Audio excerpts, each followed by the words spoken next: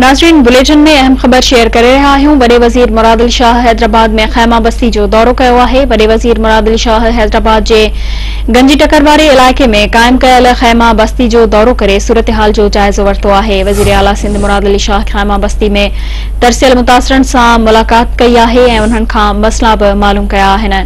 लाॻापियल अमलदारनि वडे वज़ीर खे ब्रीफिंग ॾींदे ॿुधायो त खैमा बस्ती में 500 खां वधीक ॿोड़ मुतासिर तरसियल आहिनि। मुतासिरनि खे खाधे पीते जी शयुनि समेत ॿियूं सहूलतूं फराहम कयूं पियूं वञनि। वडे वज़ीर मुराद अली शाह चयो आहे त ॿोड़ ऐं बरसात सबबि बेघर थियल मुतासिरनि खे जल्द पंहिंजनि घरनि ॾांहुं मुंतकिल कयो वेंदो। वज़ीर आला सिंध मुराद अली शाह खैमा बस्ती में NICVD तरफ़ां क़ाइम कयल मेडिकल कैंप जो दौरो करे इंतजामनि जो जाइज़ो बि वरितो आहे।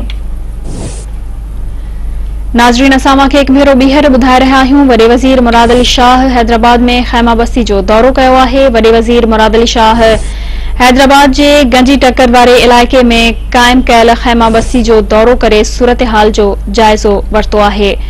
लाॻापियल अमलदारनि वडे वज़ीर खे ब्रीफिंग ॾींदे ॿुधायो त खैमा बस्ती में 500 खां वधीक ॿोड़ मुतासिर तरसियल आहिनि।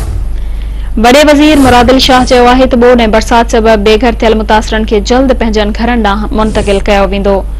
वडे वज़ीर मुराद अली शाह खैमा बस्ती में NICVD तरफ़ां क़ाइम कयल मेडिकल कैंप जो दौरो करे इंतजामनि जो जाइज़ो वरितो।